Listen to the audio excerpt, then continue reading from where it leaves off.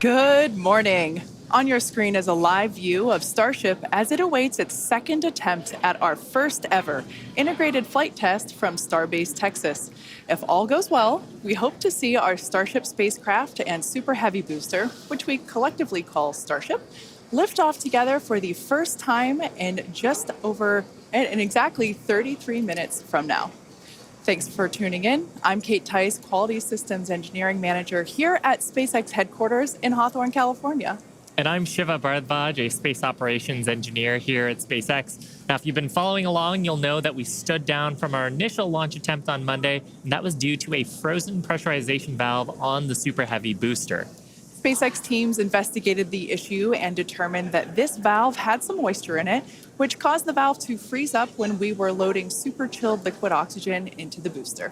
Now, these valves are super important because we actually need a pressurant to go back into the tank as we consume propellant, and we actually use a pressurant that comes from the Raptor engines. It's heated down there and then put back in the tank.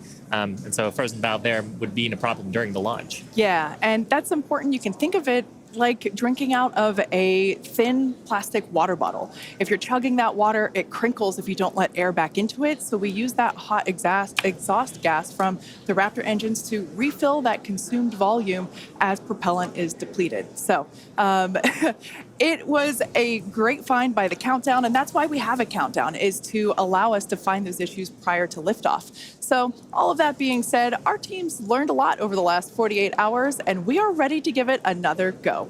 As many of you know, Starship is the latest and largest vehicle developed to date by SpaceX. It will be the world's most powerful launch vehicle once fully developed and have twice the thrust of the Saturn V rocket.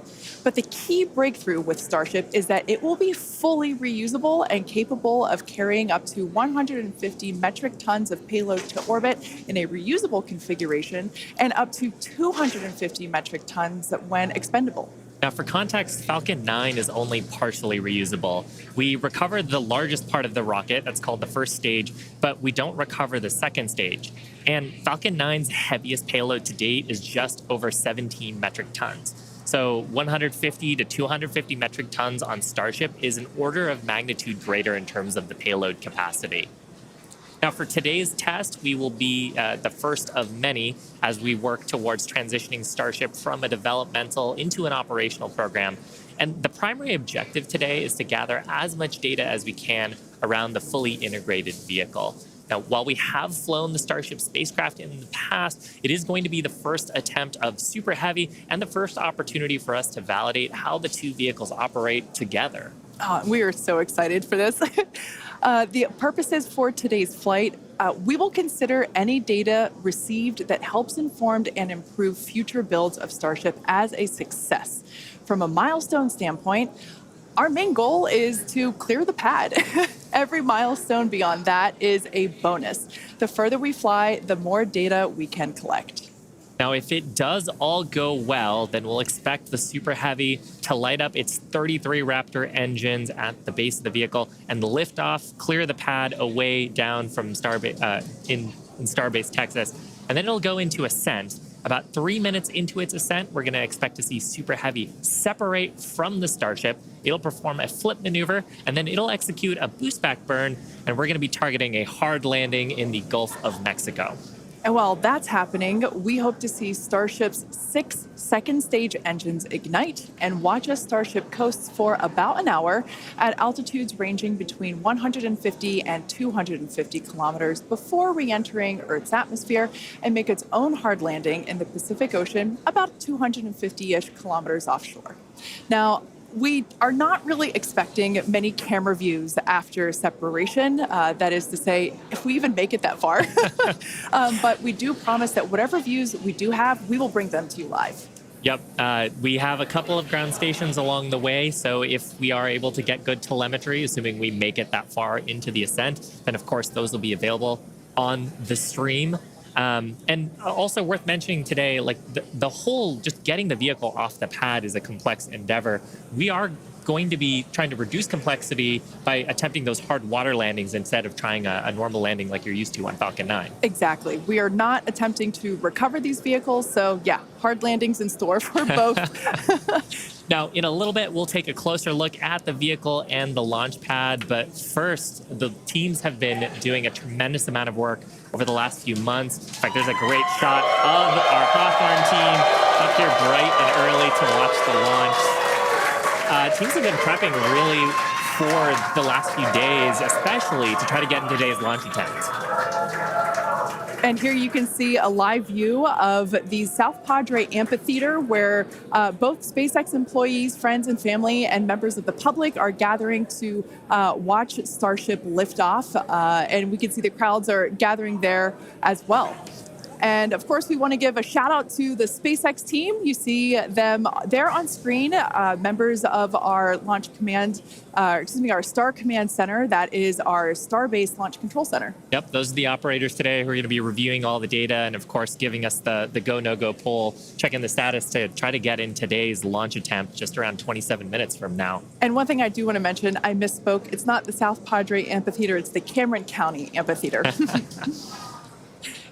Now, the entire Starship structure on your screen is made from stainless steel. When it's stacked, it stands about 120 meters tall. It's about 9 meters around. And we have this awesome video that shows you just how big that is. You can see one of our technicians there doing some final prep work in advance of today's test. And man, there's the 120-meter monster. The person just keeps getting smaller and smaller. Now, just like Falcon 9, Starship has 2 stages, which we'll talk more about those in a minute.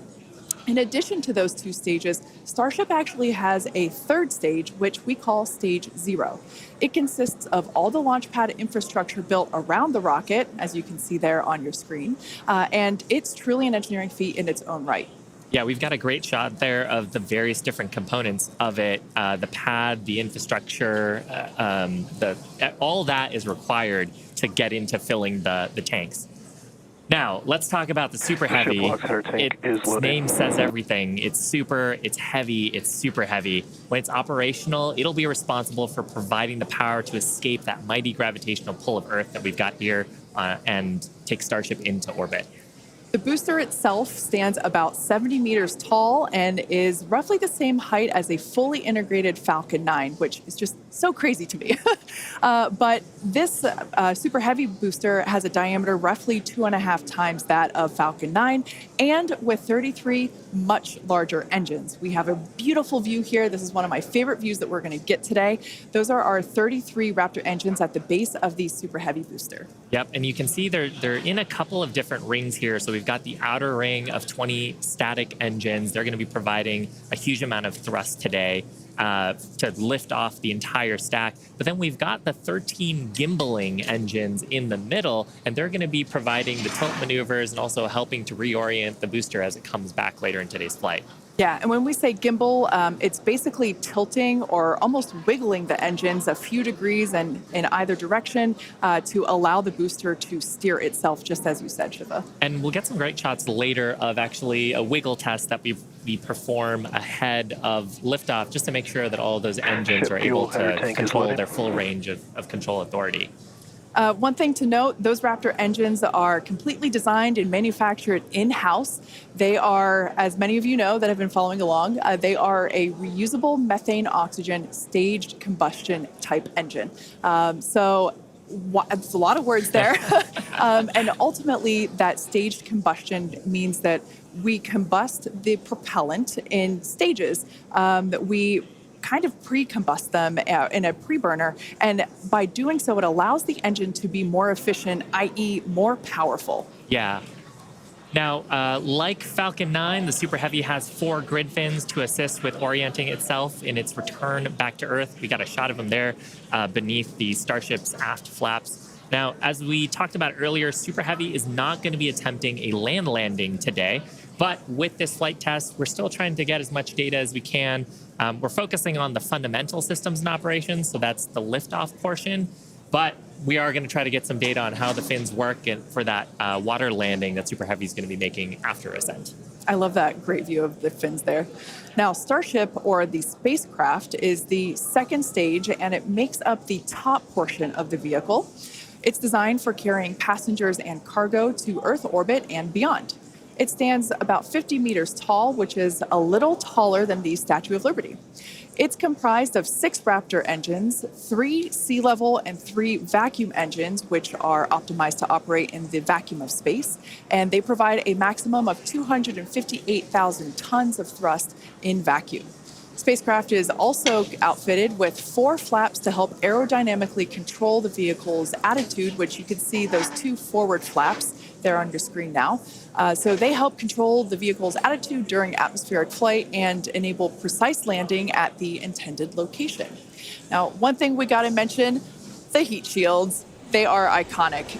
Starship is wrapped in a heat shield, which is composed of 18,000 hexagonal ceramic tiles designed to insulate the vehicle during that atmospheric entry. And that's really important because the temperatures can be as high as 2,600 degrees Fahrenheit. The hex-shaped tiles, like the ones that Shiva and I have, roughly make up about 2/3 of the vehicle. We can see that we have some different shapes. Mine is slightly curved. As you can imagine, it sits on the curved portions of the Starship vehicle. Now, the one that I've got is a hexagonal tile that's more flat, and it's really used for the flatter structures on the vehicle. And we need a heat shield because when you're coming back in from re-entry, we're going supersonic, we're compressing all the air ahead of us. That ends up causing a lot of heating along the surface, and without a heat shield, that would go straight into the structure. Yeah, one thing that's amazing to me, especially when I first picked up one of these heat shield tiles, is that they're so light. They almost feel like they're made out of foam. They're that light, and they kind of sound like it too. And one thing that we do want to mention, in order to reject the maximum amount of heat during that entry, like Shiva was just saying, they're black, and that's because black helps reject that heat that is building up on the exterior of the heat shield. Now, Starship is designed for vertical takeoff and landing as opposed to taking off and landing like an airplane. And that's because that's really important because we don't have runways on the moon or Mars. Fortunately, at those destinations, the gravity is not as high as it is here on Earth. On Mars, the gravity is just 1/3 of what it is here on Earth, and on the moon, it's just a sixth. So in both of those cases, Starship, with just its engines, can take off without needing the super heavy booster like we do need here on planet Earth. Now, for today's test, Starship does not have its landing legs attached because, like we said before, it won't be returning anywhere. Starship is expected to make a very hard ocean landing, which, if we even make it that far and manage to get any views, it will certainly make for a very exciting end to today's test. At this point in time, we are 20 minutes or just over 20 minutes from liftoff. Let's check in with John Innsbrucker for a status update. Hey, John, how's it looking? Thanks, Kate. I'm John Innsbrucker, Principal Integration Engineer here at SpaceX. We're currently loading propellant from the ground system into both the first and second stages. Now, both vehicles use the same 2 propellants. That commonality helps build the reliability. And the fuel today is liquid methane, and that's at a temperature of just over 100 kelvins. That's about minus 272 degrees below zero on the Fahrenheit scale. Now, liquid methane is a different fuel from Falcon 9. That booster uses RP1 kerosene. However, our oxidizer is liquid oxygen, and that's the same as Falcon 9. Because there is no oxygen in space to support combustion, we have to bring our own. Now, leading up to where we are right now, we had a go-no-go poll. That was conducted just after T-minus 2 hours. And once the team gave their goes, we started loading propellants onto the booster at T-minus 1 hour and 39 minutes. At T-minus 1 hour and 22 minutes, we began propellant loading of the ship. The second stage you can see on your screen right there. Now, propellant loading of the Starship's second stage main tanks completed at about the T-minus 27-minute mark, at which time we then began loading the 2 header tanks in the nose of the second stage. Now, at T-minus 3 minutes, when the first stage super heavy propellant loading completes, that means we'll have all the propellant on the rocket, and the vehicle will be fully loaded with over 10 million pounds of propellant. Now, right now, at T-minus 19 minutes and counting from liftoff, the weather and winds are looking good. We have been watching the ground level winds. They're at 18 miles an hour. As the morning continues, they will increase, but that is below our limits right now. We're also looking at upper altitude winds. We're waiting for one more balloon, but we believe that we're going to be go. On the launch vehicle itself, the teams, the good news, they're not working any issues right now. But if for some reason we do not make our test flight today, if we have to hold, We have a backup launch window. However, we're not sure when it would be. It could be 24 or 48 hours after today. It'll depend on how far we get into the countdown. But right now, heading for a T0 at 8:28 Central, 13:28 Universal Time. Kate, everything is looking good. Awesome news. Now, in order to make life multiplanetary, we need a fully reusable vehicle that's capable of carrying a huge amount of cargo and a lot of people to orbit and have a pretty quick turnaround. The idea is to effectively reuse launch vehicles just like airplanes. Yeah, imagine if you had to wait for a new airplane to be constructed every time you wanted to fly. You'd rarely go anywhere, and for most of us, it would be completely unaffordable. In order for us to get to Mars and back with lots of people, lots of cargo, multiple times, reusability really is a must. In advance of our first missions to Mars, Starship will execute a number of missions with both cargo and people, starting with Earth orbit and eventually expanding to the Moon and beyond. Now, in the near term and a bit closer to home, Starship will also be critical to other programs. Once fully operational, it'll deliver the full-size and upgraded version of our Starlink satellites. And that's super exciting because our next generation satellites represent a step forward in Starlink's capabilities and will allow us to connect millions of more people around the world with high-speed internet to watch launch webcasts. Such an exciting future ahead of us. But first, let's talk a little about how we got to where we are today. Now, Starship's testing ramped up in July of 2019 with our Starhopper prototype, sort of a short version of the Starship that we see today. There's a great photo of it. It was just over 18 meters tall. It had a single Raptor engine, and we had it to test fly and perform low-level altitude maneuvers and attempt landing. The initial test flight, or hop, reached about 20 meters in altitude. That was followed by the one that you've got on your screen here. This was our 150-meter altitude hop. We went up, took a little jaunt away, about 100 meters or so away from the launch pad, used that Raptor engine to fly and actually land. And actually, this hopper is actually down at Starbase now. Yeah, I love this shot. It's just so fun to see it fly. After a series of 150-meter hop tests with earlier prototypes, the Starship program saw a major breakthrough during a test flight of the vehicle known as serial number 8, or SN8. You can see it there on your screen now. In December 2020, SN8 demonstrated a first-of-its-kind controlled aerodynamic descent and landing flip maneuver. 2 words, belly flop. The SN8 prototype rose to an altitude of 12.5 kilometers or 7.8 miles and conducted a belly flop maneuver, which you see there, during its descent. While it didn't stick the landing, the test was a major milestone in the development of Starship. In fact, we should be able to see that unfortunately failed landing. Boom. It was fun to watch, though. Rapid unscheduled disassembly, but learned a lot of data. Now, the testing continued on to prototype serial number 9. It took a 10-kilometer flight. That's about 6.2 miles up. In February of 2021, we had a nominal ascent. We executed the engine cutoffs once we got to the top of the altitude window. We did that belly flop maneuver, which is so much more fun to say than controlled descent, aerodynamic maneuver. That was all stable, but unfortunately, we had a dramatic end on this flight as well. We had a failure on one of the engines that resulted in another pretty large fireball.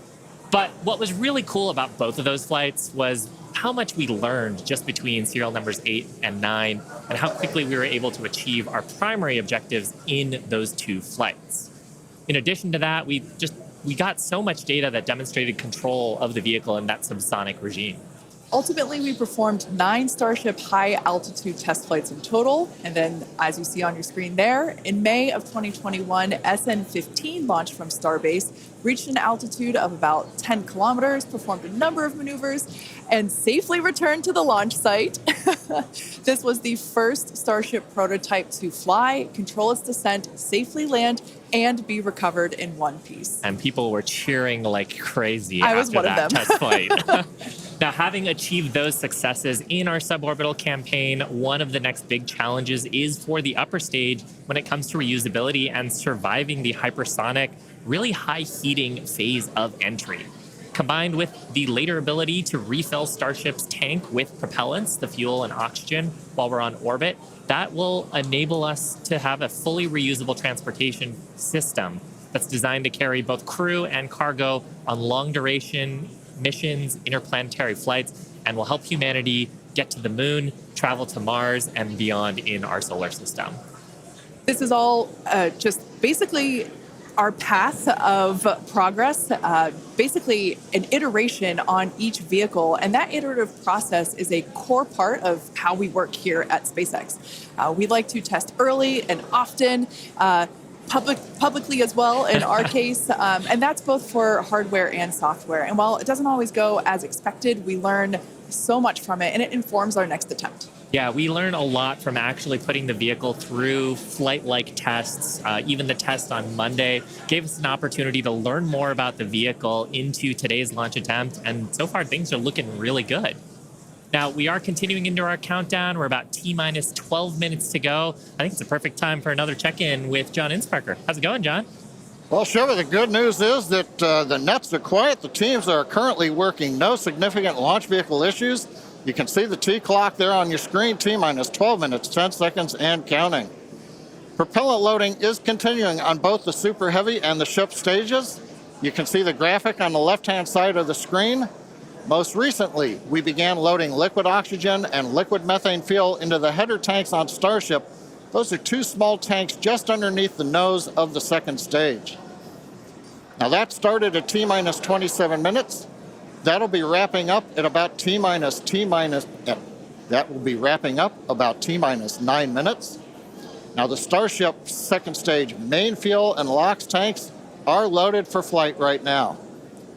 The Super Heavy first stage booster propellant loading is continuing, and that'll go till about T-minus 3 minutes. We're underway with engine chill as we get ready for T0, and we're also configuring the launch pad for liftoff.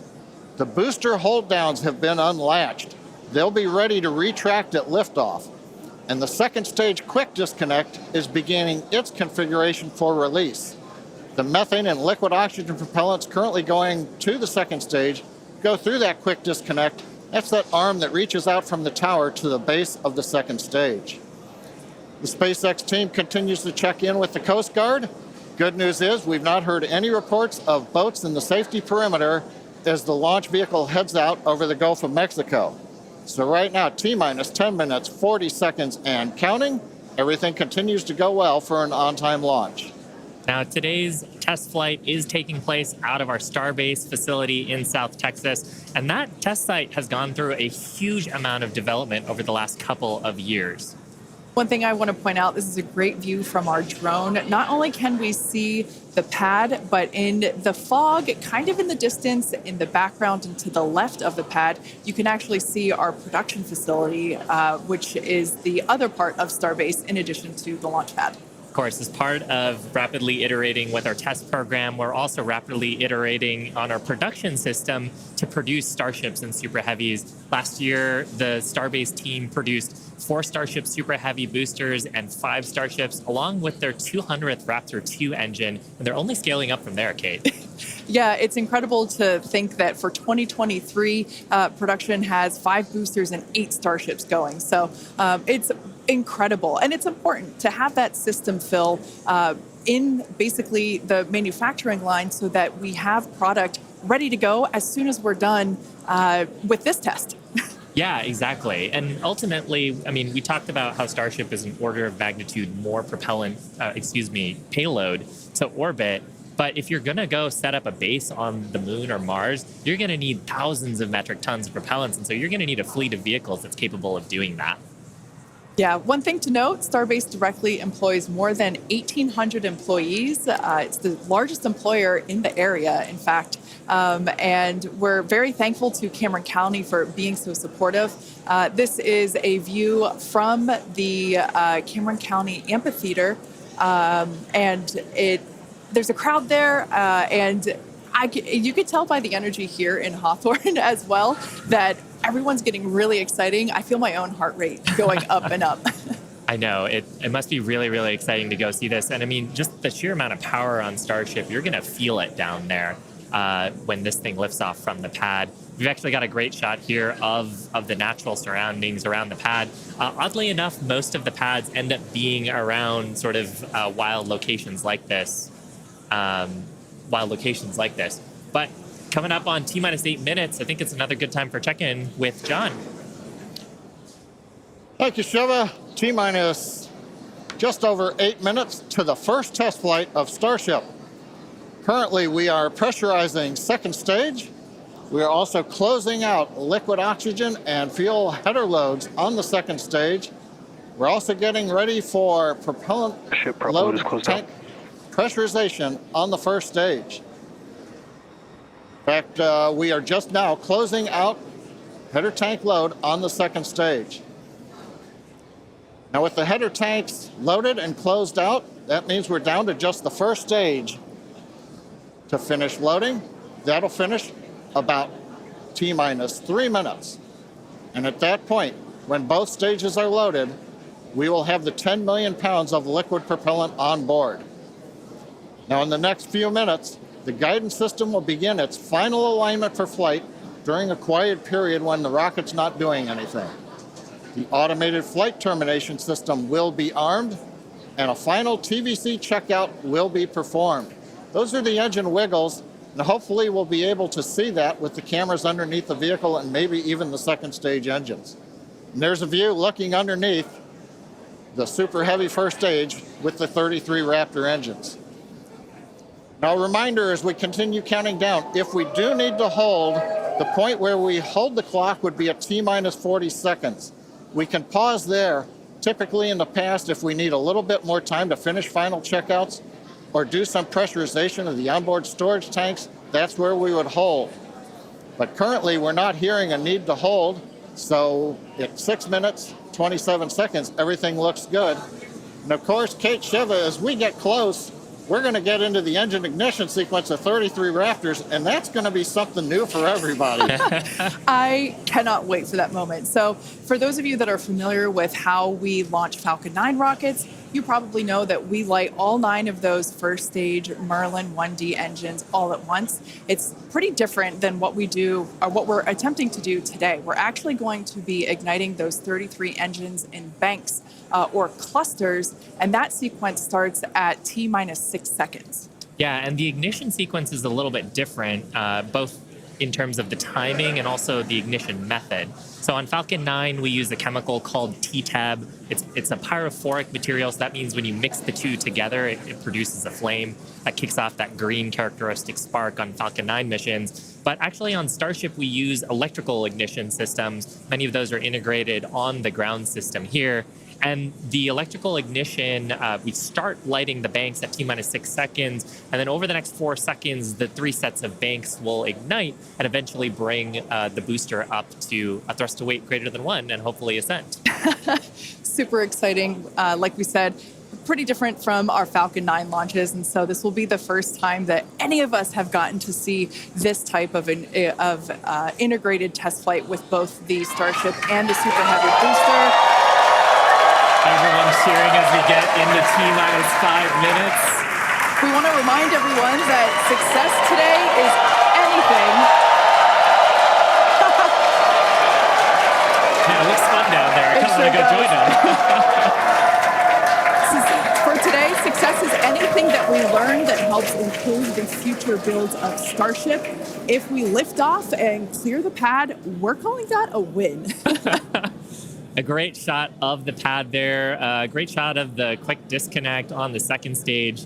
You can see the frost line on the booster where that methane is fully topped up. I think we're just coming up on the last few minutes here of propellant fill on the booster. Now that quick disconnect is going to separate away as we actually get into the ignition sequence, but it's providing electrical connections now and also providing the propellants that we're loading into the vehicle. Yeah. We're just now under 4 minutes until liftoff of the Starship flight test. We've been following along for what honestly seems like days and days now, but really it kind of comes down to years. Yeah. It has been a long time to get to where we are today. Now, fast forwarding a little bit, we have the opportunity to hold, if necessary, at 40 seconds. And we are able to hold there for about 15 minutes or up to 15 minutes and still be able to lift off. Yeah, and that's a little bit different from Falcon for the propellant sequence on Falcon that we don't have the opportunity to hold. So that's a cool new capability on Starship. Yep. Right now, T-minus 3 minutes, 10 seconds and counting. We got some great views from the drone. It's nice that the fog is slowly lifting. We get some of the blue skies, hopefully good views. What we're waiting for right now is closeout of propellant loading on the first stage. That should be wrapping up here shortly. In fact, it looks like fuel fill and drain valves are coming closed. That means first stage is fully loaded, second stage fully loaded, and that 10 million pounds of propellant on board the Starship launch vehicle. I want to take a quick moment to say that the crowd energy here is electric. I feel like it's Falcon Heavy test demo all over again. And hopefully you'll hear us as we get into the plus count. But right now, next activity is coming up. The flight termination system arms at T-minus 2 minutes. Thrust vector control checkouts at T-minus 2 minutes. And then after that, major activity will be the T-minus 40-second gate. There's a view looking up at the 33 Raptor engines. There are 20 engines in a circle on the outside, and as Shiva said earlier, 13 engines on the center. Those are the ones that gimbal and steer the vehicle.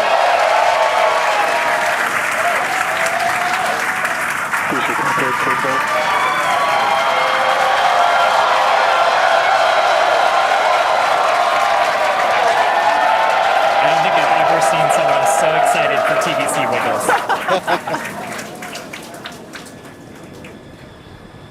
Love this view. These are the 33 Raptor engines at the base of the Super Heavy booster. I think we can see those wiggles now. We're currently inside 90 seconds. Next major activity, T-minus 40 seconds. That is a gate, a decision point. We're waiting. Possibility the propulsion team may need a few minutes. Flight termination system is armed for flight. We're getting ready for T-minus 1 minute and counting. No, T-minus 1 minute and counting.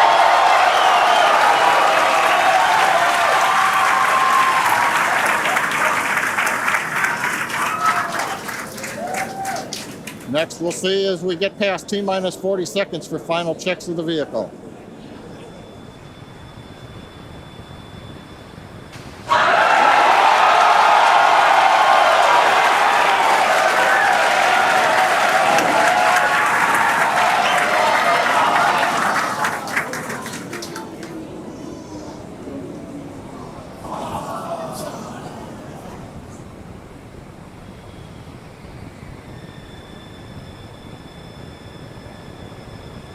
Okay, you can see the clock has recycled. Flight director has called a hold. We are recycling. For the moment, we'll see where they move the clock back to. They could hold at T-minus 40 seconds. They could go to an earlier point. Give us a minute to listen into the nets, and we'll see if we can get you more information to share.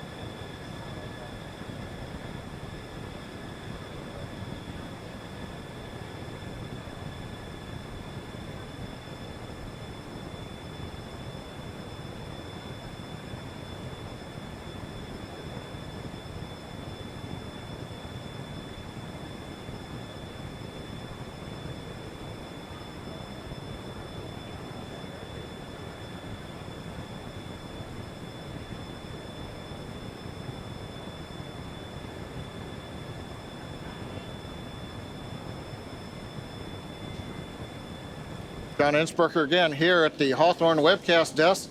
We're holding a T-minus 40 seconds. What we've heard so far is we have a couple of issues we're working. One is the booster tank pressurization. Final pressurization was just a little bit long. That's not unusual. We've held at T-minus 40 seconds before to pressurize. That appears to have been resolved.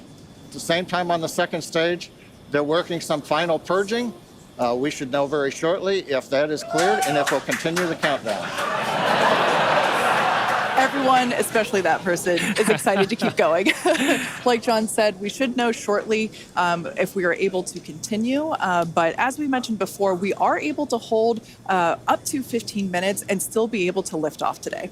Yeah, on Falcon 9, it's a little bit different. Once we start propellant loading, we pretty much have to go at the targeted time. Otherwise, the propellants can warm up and we may not have the performance for that particular mission profile. It's a little bit different on Starship. Folks, if I can interrupt, yeah, it looks like they're clearing all the flags and we're going to release at T-minus 40 seconds. That is amazing news. Amazing. Team working quickly through their issues on first and second stages. And I'm sure all of the rehearsals and simulations that they've been doing have prepared them to evaluate this data quickly to try to get us in for today's launch attempt. For those of you just joining, we have a brief hold at the T-minus 40 second mark. The team is resolving one issue with the bleed purge on the stage 2 Raptors.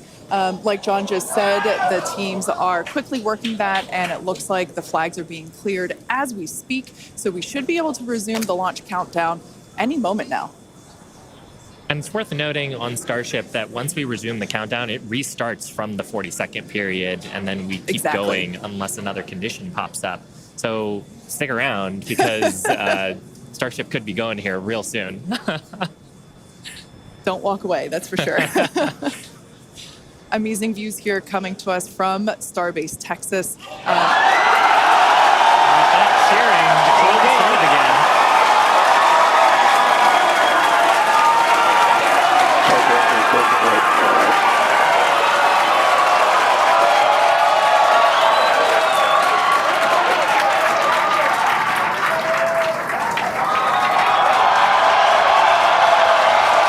T-minus 15 seconds. 10, 9, 8, 7, 6, 5, 3.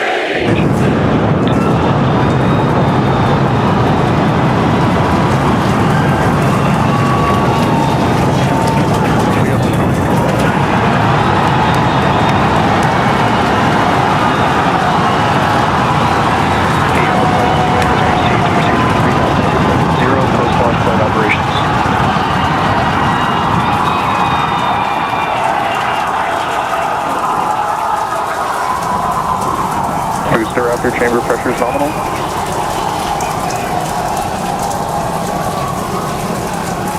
T-plus 33 seconds into the test flight of the inaugural Starship vehicle. Tower cleared, we're into pitch over. Propulsion reports first stage engines nominal. What a sight from the ground cameras at Starbase. We're flying at twice the thrust of the Saturn V heading to space. Oppositional signal, this is Christie. We're throttled down and throttled back up. Going through the period of maximum aerodynamic pressure.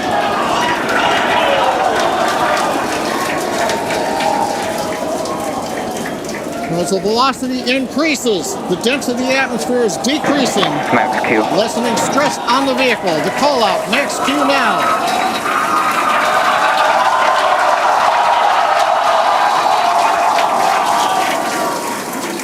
Continuing to watch the first stage as we head downrange.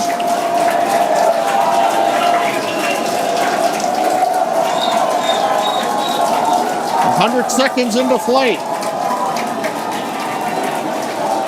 Our next major activity is going to be shutdown of the first stage. Houston Tracking Station now acquiring the vehicle. With shutdown, we will get separation of Starship and Super Heavy and ignition of the Starship engines. When Starship separates, we light up 6 engines in a staggered sequence.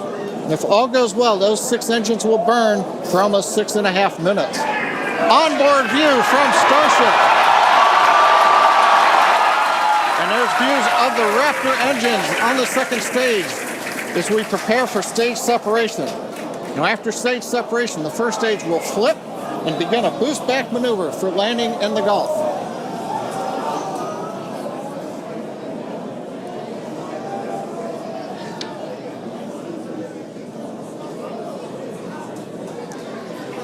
Continuing to fly, 2 minutes 40 seconds. Let's get ready for main engine cutoff.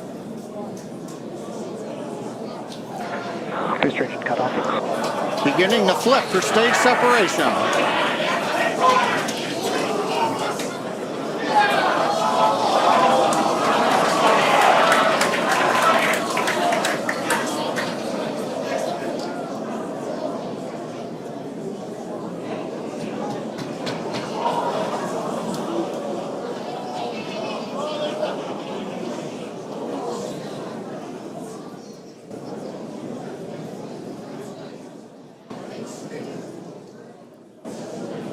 As of right now, we are awaiting stage separation,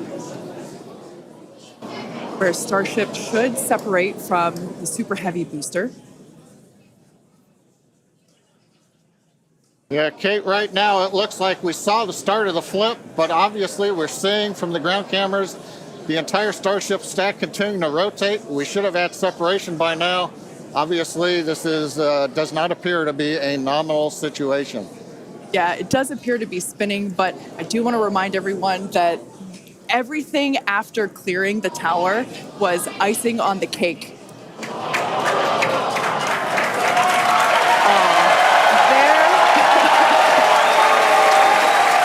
there, as you saw, as we promised, an exciting end to the Starship inaugural integrated test flight.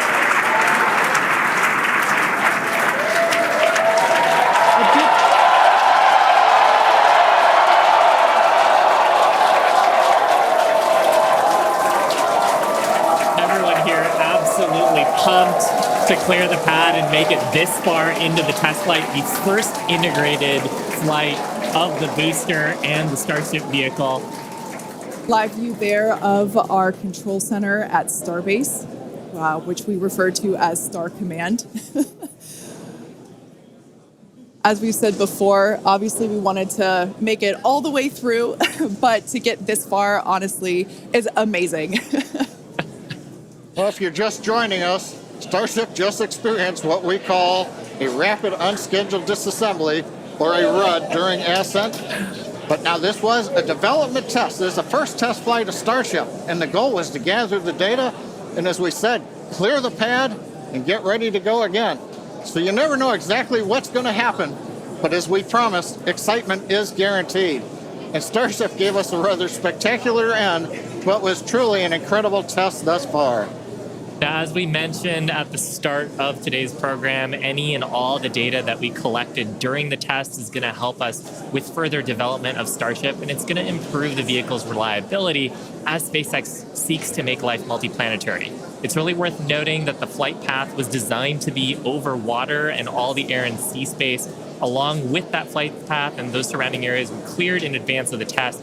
And of course, we're going to be coordinating with local authorities for the recovery operations. But honestly, what an exciting morning. Oh my gosh. We had a successful liftoff from Starbase, Texas at 8:28 a.m. Central Time. We cleared the tower, which honestly was our only hope. We cleared the tower, and all the data that we collected all the way through all those Raptor, those 33, although I think we saw that 3 Raptor engines were out. But we got all that data, and we got so far as to hoping to see the Starship, the second stage, separate from the first stage, the Super Heavy booster. And unfortunately, we didn't make that happen, but that's okay. It was the first integrated launch, and honestly, today was amazing. Absolutely incredible day. We made it through a number of those initial test objectives with getting booster ascent, getting all the way through the countdown, working some issues at the end. Like, totally really fantastic day. Got through the gate at T-minus 40 seconds on the second try. everything released, the hold downs, quick disconnect arms, everything moves out of the way. And then we got the vehicle off of the pad, through max Q, all the way up to stage separation, even starting into the prep for stage sep. And then, as we say, a lot of excitement. Yep. Honestly, my face has had a smile on it since liftoff, and now my face hurts. Now, since we don't have any insights on the cause of our rapid unscheduled disassembly at this point, we're going to end our webcast here. Teams will continue to review the data and work toward our next flight test. But before we go, a big congrats to the entire SpaceX team on an exciting first integrated flight test of Starship. And of course, a shout out to our viewers. We appreciate you joining us. And as always, we thank you for your interest in Starship, SpaceX, and your ongoing support. Till next time.